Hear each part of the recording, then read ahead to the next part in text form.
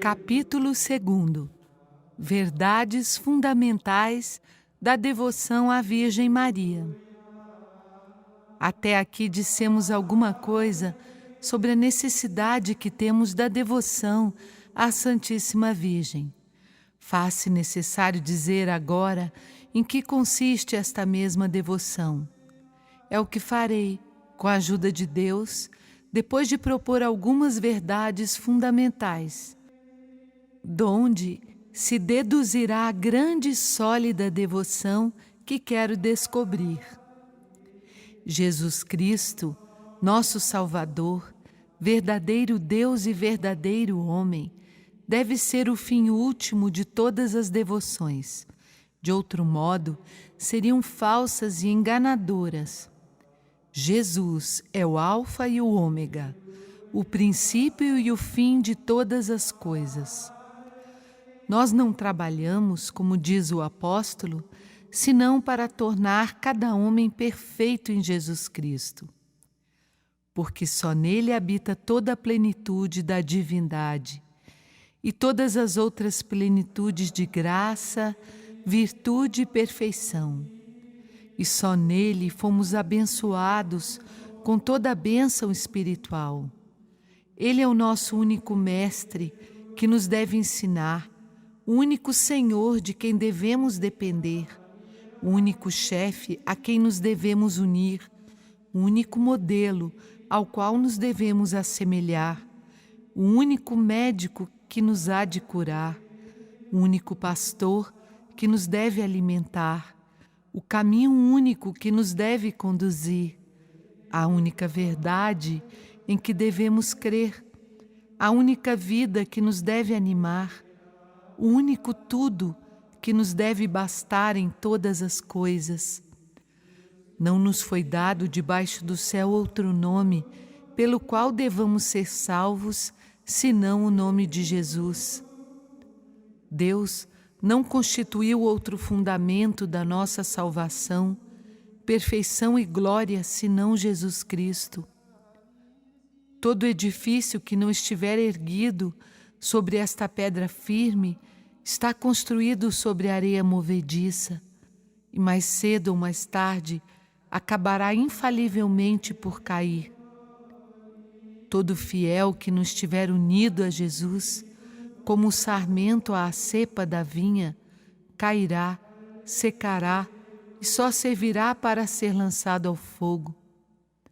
Fora de Jesus Cristo, tudo é extravio, mentira, iniquidade, inutilidade, morte e condenação.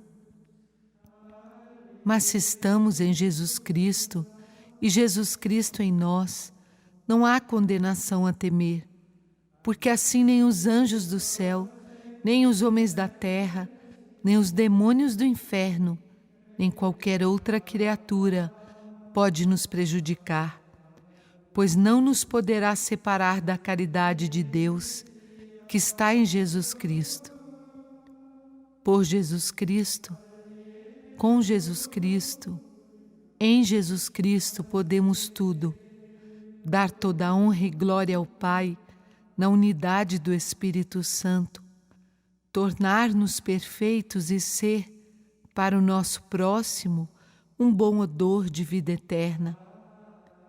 Se, pois, nós estabelecermos a sólida devoção da Santíssima Virgem, não será senão para mais perfeitamente estabelecer a de Jesus Cristo e para dar às almas um meio fácil e seguro de encontrar Jesus Cristo. Se a devoção à Santíssima Virgem afastar-se de Jesus Cristo, deveríamos repeli-la como uma ilusão do demônio. Mas, muito pelo contrário, como já o fiz ver e voltarei a mostrar mais adiante, esta devoção é-nos indispensável para encontrar perfeitamente Jesus Cristo, para o amar ternamente e servir com fidelidade. Aqui volto-me um momento para vós, ó meu amável Jesus, para queixar-me amorosamente à vossa divina majestade, de que a maior parte dos cristãos, mesmo os mais instruídos, não saiba a ligação necessária entre vós e vossa Santa Mãe.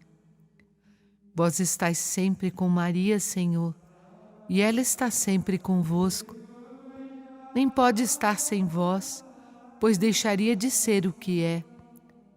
Maria está de tal modo transformada em vós pela graça, que já não vive, já nem existe.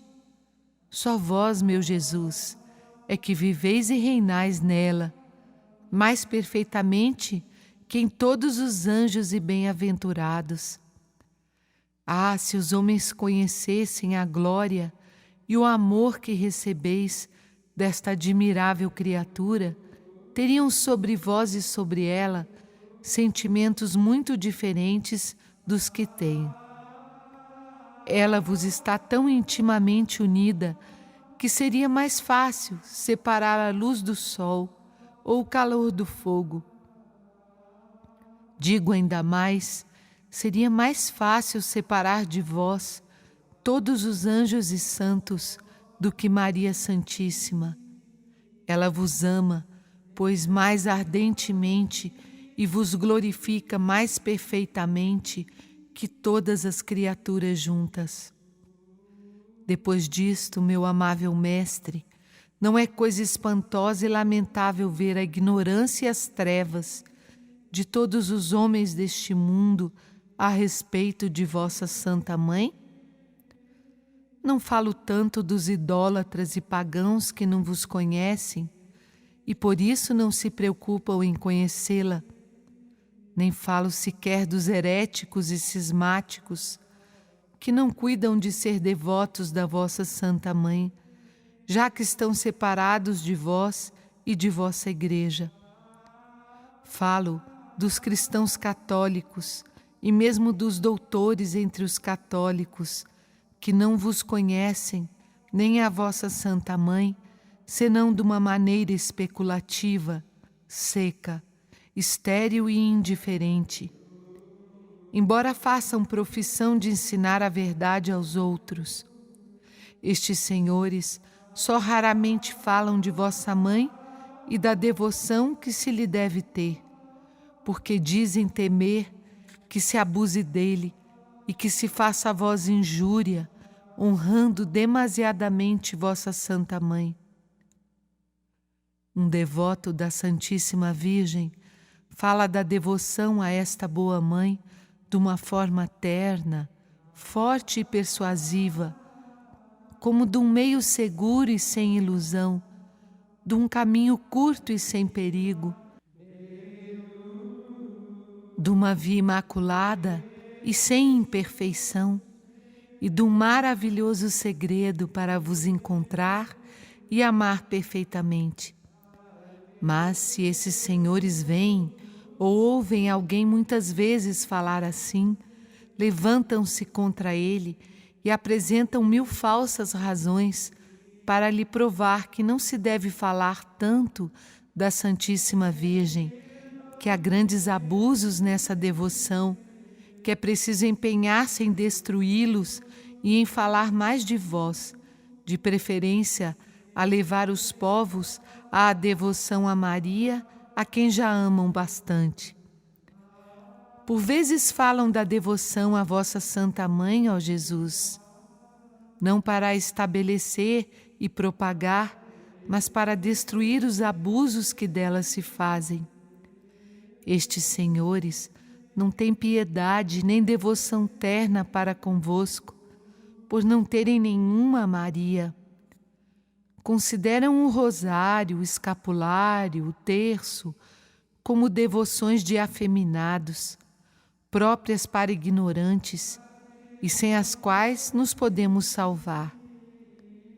E se lhes cai em mãos algum devoto da Santíssima Virgem, que reze o terço ou se entregue a qualquer outra prática de devoção para com ela, depressa lhe mudarão o coração e o pensar. Aconselham que se reze, em lugar do terço, os 7 salmos. Em lugar da devoção a Nossa Senhora, recomendar-lhe-ão a devoção a Jesus Cristo. Ó meu amável Jesus, terão estas pessoas o vosso Espírito? Dão-vos gosto procedendo deste modo? Agradar-vos-á quem não empregue todos os esforços para agradar à vossa mãe, com receio de vos desagradar? Por acaso a devoção à vossa Santa Mãe impedirá a vossa? Atribui-se ela a si mesma a honra que lhe prestam? Forma ela um partido à parte? Ela uma estrangeira sem ligação alguma convosco? Desagradar-vos-á quem procure agradar-lhe a ela? Separa-se ou afasta-se do vosso amor quem a ela se dá e ama? No entanto, meu amável Mestre, se tudo o que acabo de dizer fosse verdade, a maioria dos sábios, para castigo do seu orgulho, não poderia afastar mais almas da devoção à vossa Santa Mãe, e não lhe poderia votar mais indiferença. Livrai-me, Senhor, livrai-me dos seus sentimentos e práticas.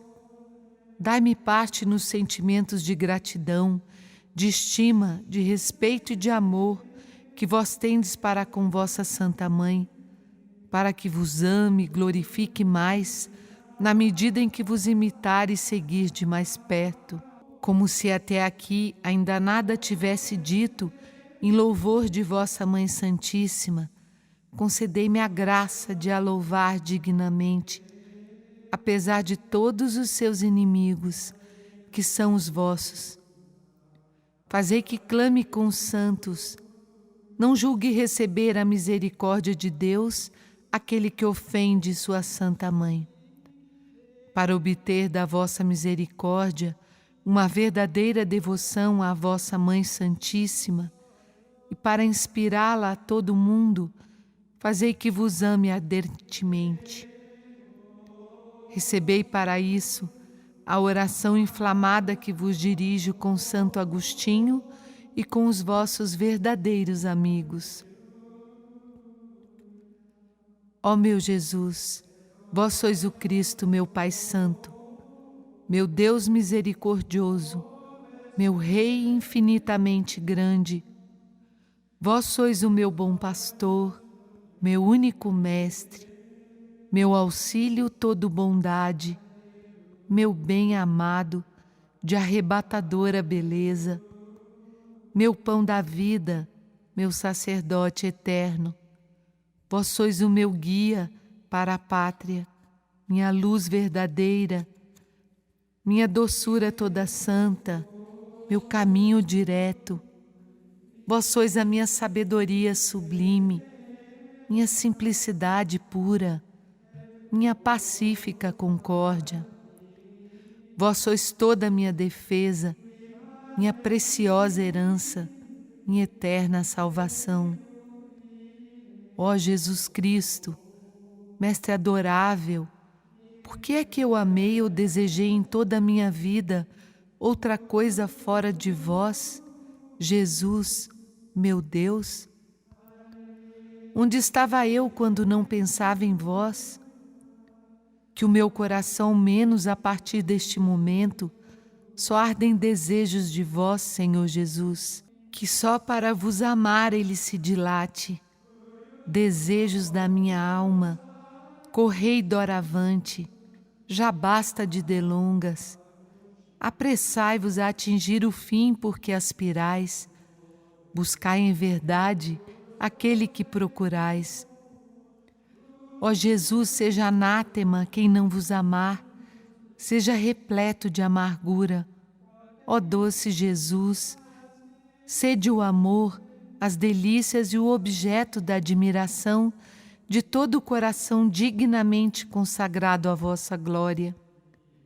Deus do meu coração e minha herança, divino Jesus, que o meu coração esvazie-se do seu próprio Espírito, para que vós possais viver em mim, acendendo em minha alma a brasa ardente do vosso amor, que seja o princípio de um incêndio todo divino. arda incessantemente sobre o altar do meu coração, inflame o mais íntimo do meu ser e abrase as profundezas da minha alma. Que no dia da minha morte eu compareça diante de vós, todo consumido no vosso amor. Amém. Assim seja. Pertencemos a Jesus e a Maria na qualidade de escravos. Devemos concluir do que Jesus Cristo é para nós que, como diz São Paulo, não somos nossos, mas inteiramente dele, como seus membros e escravos, comprados pelo preço infinitamente caro de todo o seu sangue. Antes do batismo, pertencíamos ao diabo como seus escravos. Ao receber este sacramento, tornamo-nos verdadeiros escravos de Jesus Cristo. Doravante, já não devemos viver, trabalhar e morrer, senão para este homem Deus, glorificando-o em nosso corpo e fazendo-o reinar em nossa alma. Somos, pois, sua conquista, seu povo de aquisição e sua herança. É pela mesma razão que o Espírito Santo nos compara. As árvores plantadas ao longo das águas da graça, no campo da igreja, e que devem dar frutos a seu tempo. Salmo 1, 3. Aos ramos de uma vinha de que Jesus é a cepa e que devem dar boas uvas. João 15, 5. A um rebanho de que Jesus Cristo é o pastor e que se deve multiplicar e dar leite. João 10, 1. A uma boa terra de que Deus é o agricultor e na qual a semente se multiplica, produzindo 30, 60 ou 100 por um. Mateus 13. Jesus Cristo amaldiçoou a figueira estéril e condenou o servo inútil, que não tinha feito render o seu talento. Tudo isto prova que Jesus Cristo quer receber algum fruto das nossas pobres pessoas, a saber, as nossas obras, porque estas só a Ele pertencem, criados para as boas obras em Cristo Jesus. Mostram essas palavras do Espírito Santo que Jesus Cristo é o único princípio e deve ser o fim último de todas as nossas boas obras. Mostram ainda que o devemos servir, não somente como servos assalariados, mas como escravos de amor. Explico-me.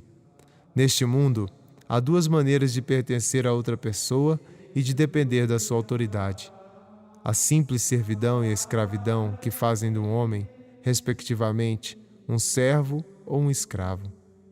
Pela servidão, comum entre os cristãos, um homem compromete-se a servir outro durante um certo tempo, mediante determinada paga ou certa recompensa. Pela escravidão, um homem depende inteiramente de outro por toda a vida e deve servir o seu senhor sem pretender paga nem recompensa alguma, como um dos seus animais, sobre o qual o dono tem direito de vida e de morte. Há 3 espécies de escravidão: uma natural, outra forçada e outra voluntária. Todas as criaturas são escravas de Deus da primeira forma. Ao Senhor pertence a terra e tudo o que nela está contido. Os demônios e os réprobos pertencem à segunda categoria, os justos e os santos à terceira. A escravidão voluntária é mais perfeita e mais gloriosa para Deus, que olha ao coração, que pede o coração, que se chama o Deus dos corações, ou da vontade amorosa. Por essa escravidão, de fato, escolhe-se Deus e o seu serviço acima de todas as coisas, ainda mesmo que a natureza não o obrigasse a isso. Há diferenças radicais entre um servo e um escravo. Um servo não dá ao seu senhor tudo o que é, nem tudo o que possui, nem tudo o que pode adquirir por si mesmo ou por outro. Mas o escravo dá-se inteiramente, com tudo o que possui ou pode vir a adquirir, sem exceção alguma. O servo exige a paga dos serviços que presta ao Senhor, enquanto o escravo nada pode exigir, por maior que seja a sua aplicação, a sua habilidade e a força com que trabalha. O servo pode deixar o Senhor quando quiser, ou pelo menos quando tiver expirado o tempo do serviço, mas o escravo não tem o direito de fazer isso. O senhor do servo não tem sobre ele nenhum direito de vida e de morte, e se o matasse, como a um dos seus animais de carga, cometeria um homicídio injusto. Ao contrário, o senhor do escravo tem por lei direito de vida e de morte sobre ele, de modo que o pode vender a quem quiser, ou matar como faria o seu cavalo. Finalmente, o servo está só por algum tempo ao serviço de um senhor, mas o escravo para sempre. Nada há entre os homens que mais nos faça pertencer ao trem do que a escravidão. Do mesmo modo, nada há entre os cristãos que nos faça pertencer mais absolutamente a Jesus Cristo e a sua mãe do que a escravidão voluntária. Isto é, conforme o exemplo do próprio Jesus, que tomou a forma de escravo por nosso amor, e da Santíssima Virgem, que se disse serva e escrava do Senhor. O apóstolo chama-se com certa ufania servo de Cristo. Por várias vezes os cristãos são chamados na Sagrada Escritura de servos de Cristo. Segundo a justa observação de um grande homem, a palavra servo significava outrora apenas escravo, porque ainda não havia servos como os de hoje. Os senhores só eram servidos por escravos ou libertos. O Catecismo do Concílio de Trento, para que não reste dúvida alguma sobre a nossa condição de escravos de Jesus Cristo, exprime-se por um termo que não se presta a equívocos, chamando-nos escravos de Cristo. Posto isto, digo que devemos ser de Jesus Cristo e servi-lo não só como mercenários, mas como escravos amorosos. Estes, por efeito de um grande amor, entregam-se e dão-se ao seu serviço na qualidade de escravos, só pela honra de lhe pertencer. Antes do batismo éramos escravos do demônio. Tornou-nos o batismo escravos de Jesus Cristo. Portanto, os cristãos têm de ser escravos ou do demônio ou de Jesus Cristo. O que digo de modo absoluto a respeito de Jesus Cristo, digo relativamente da Santíssima Virgem. Jesus Cristo escolheu-a por companheira indissolúvel de sua vida, da sua morte, da sua glória e poder no céu e na terra. Por isso e por graça deu-lhe em relação à sua majestade todos os mesmos direitos e privilégios que ele possui por natureza. Tudo o que convém a Deus por natureza, dizem os santos, convém a Maria por graça. Deste modo, segundo este ensinamento, têm ambos os mesmos súditos, servos e escravos, visto que os dois não têm senão uma só vontade e um só poder.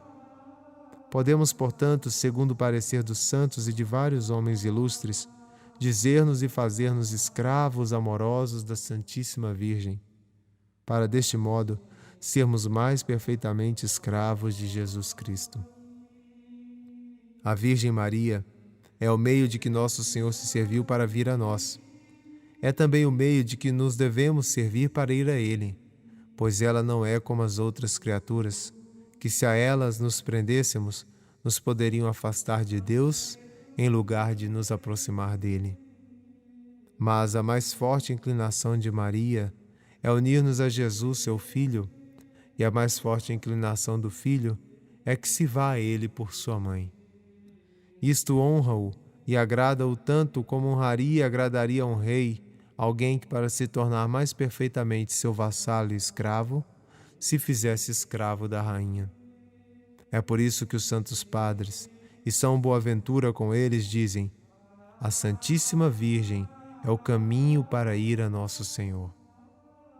Além disso, se, como já disse, a Santíssima Virgem é a rainha e soberana do céu e da terra, não tem ela tantos súditos e escravos. Dizem-nos Santo Anselmo, São Bernardino e São Boaventura: ao poder de Deus tudo está submisso, mesmo a Virgem. E eis que ao poder da Virgem está tudo submisso, até o próprio Deus. Não será razoável que entre tantos escravos, por força os haja também por amor, que de boa vontade, na qualidade de escravos, escolham Maria por sua soberana? O quê? Os homens e os demônios têm seus escravos voluntários e Maria não os há de ter? Um rei terá a peito que a rainha, sua companheira, possui escravos com direito de vida e de morte sobre eles, porque a honra e o poder do rei são a honra e o poder da rainha? Pode-se então acreditar que Nosso Senhor, que partilhou como o melhor dos filhos todo o poder com sua Santa Mãe, ache mal que ela tenha escravos? Terá ele menos respeito e amor a sua mãe do que teve a Assuero, a Ester e Salomão a Betsabé? Quem ousaria dizê-lo ou pensá-lo sequer? Mas onde me leva a minha pena? Por que é que me detenho aqui em provar uma coisa tão evidente? Se não querem que alguém se diga escravo da Santíssima Virgem, que importa? Que se faça e se diga escravo de Jesus Cristo. É o mesmo que sê-lo da Santíssima Virgem, visto que Jesus é o fruto e a glória de Maria. Faz-se isto de maneira perfeita por meio da devoção que mais adiante falaremos.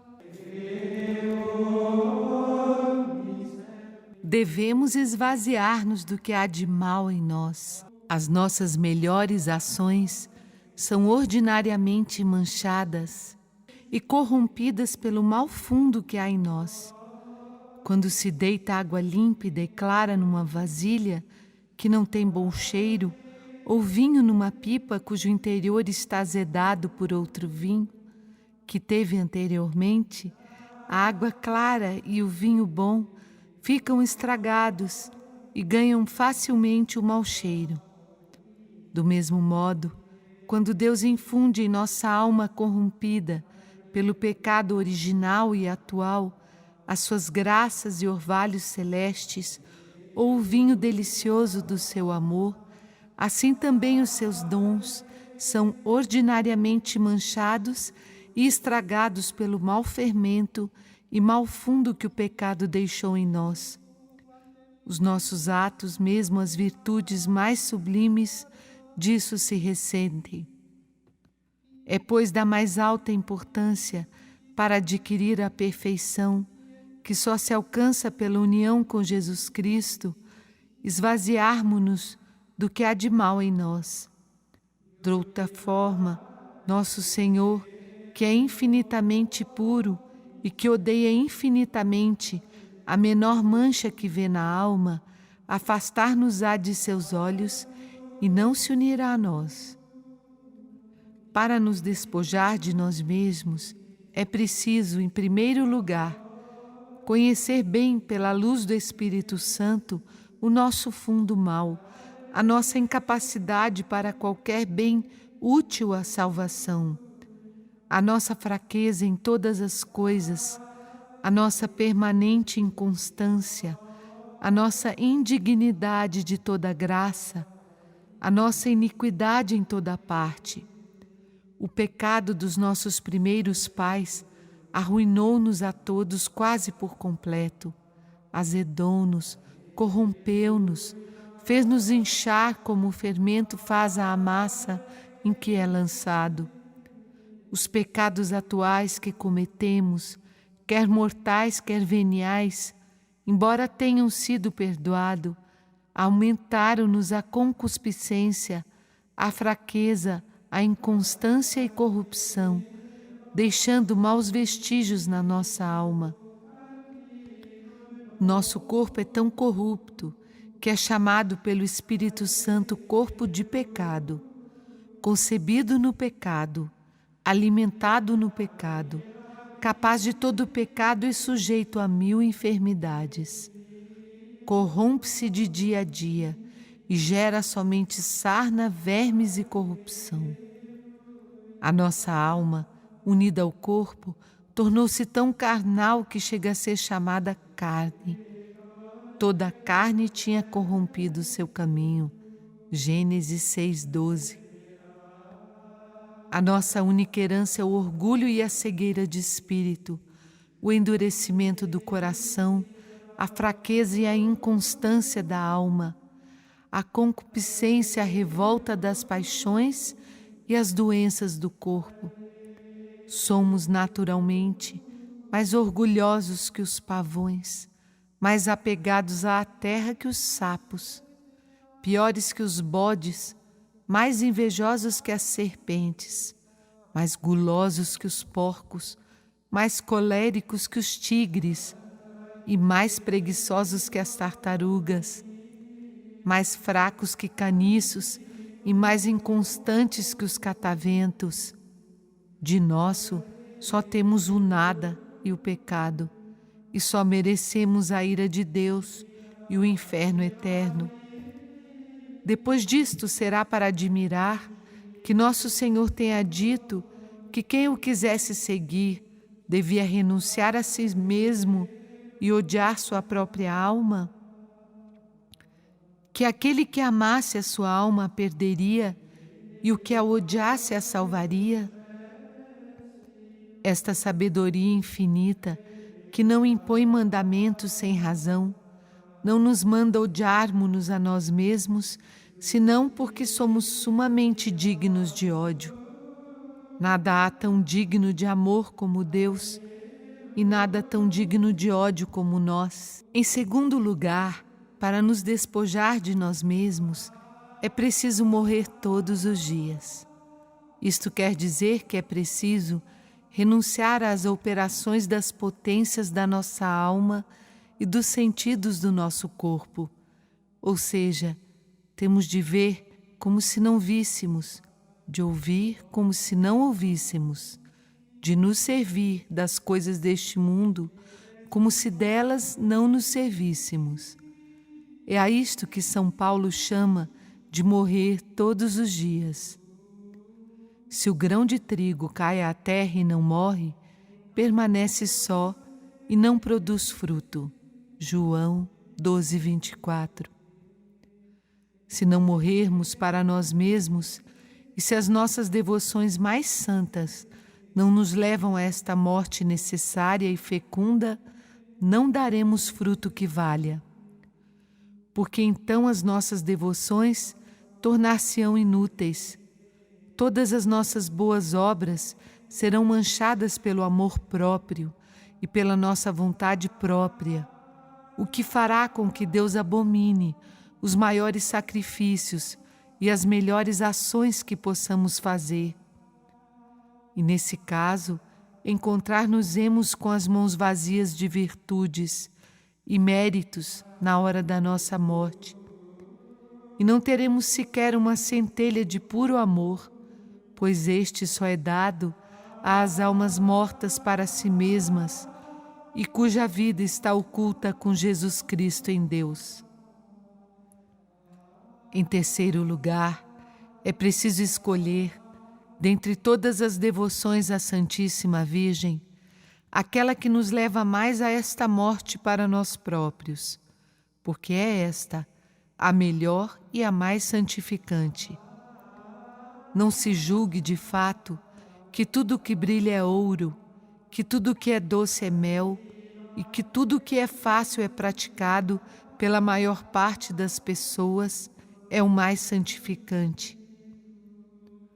Na natureza, há segredos para fazer operações naturais em pouco tempo, econômica e facilmente.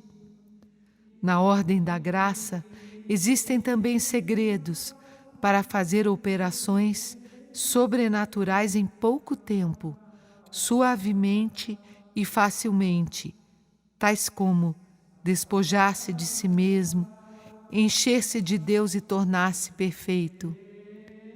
A prática que quero revelar é um desses segredos de graça, desconhecido pela maior parte dos cristãos, conhecido por poucas almas piedosas, praticado e apreciado por menos ainda. Para começar a descobrir esta prática, eis uma quarta verdade, que é uma consequência da terceira.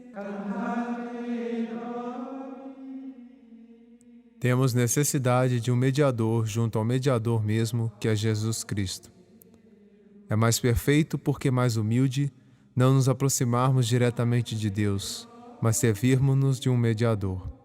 Visto que a natureza está tão corrompida, como acabo de mostrar, é certo que todas as nossas boas obras serão manchadas ou terão pouco peso diante de Deus, para o levar a unir-se a nós, a ouvir-nos se nos apoiarmos nos nossos próprios trabalhos, esforços e preparações para chegarmos até Deus e lhe agradarmos. Não foi sem motivo que Deus nos deu mediadores junto da sua divina majestade. Ele viu-nos indignos e incapazes. Teve piedade de nós e, para nos dar acesso às suas misericórdias, proporcionou-nos intercessores poderosos junto da sua grandeza. Deste modo, Negligenciar esses intermediários, aproximar-nos diretamente da própria santidade sem intercessão alguma, é falta de humildade e de respeito para com um Deus tão santo. É fazer menos caso deste Rei dos Reis do que se faria de um rei ou príncipe da terra, que não se abordaria sem auxílio de um amigo que falasse por nós.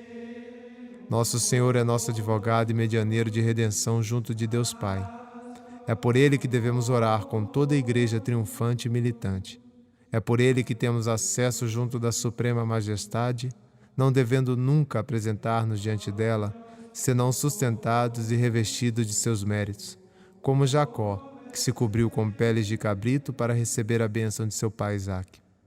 Mas não teremos necessidade de um mediador junto do próprio medianeiro?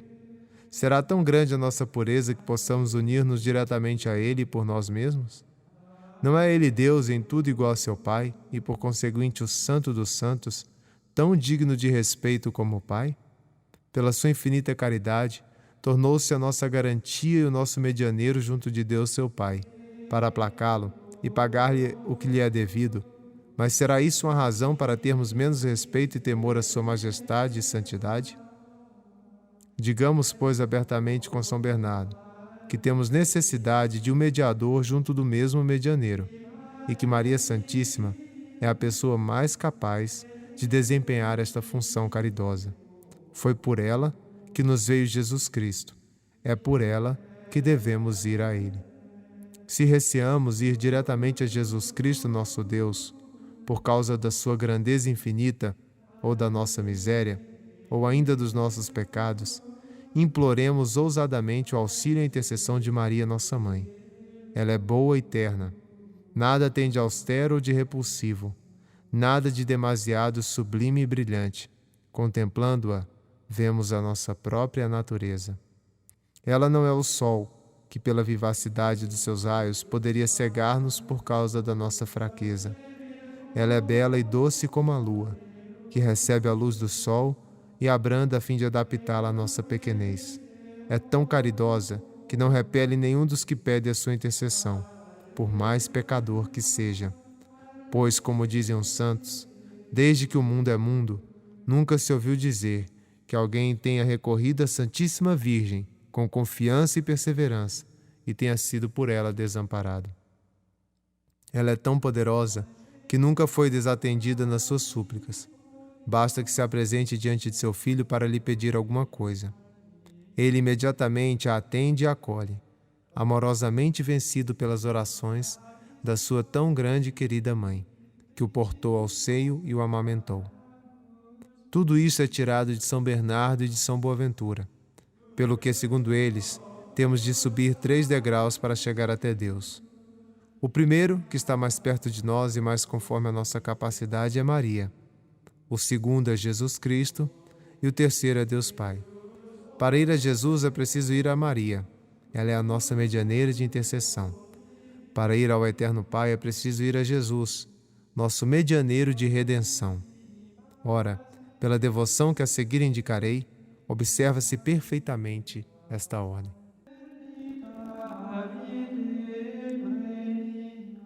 É-nos muito difícil conservar a graça e os tesouros recebidos de Deus. É muito difícil, atendendo à nossa fraqueza e fragilidade, conservar em nós as graças e os tesouros recebidos de Deus.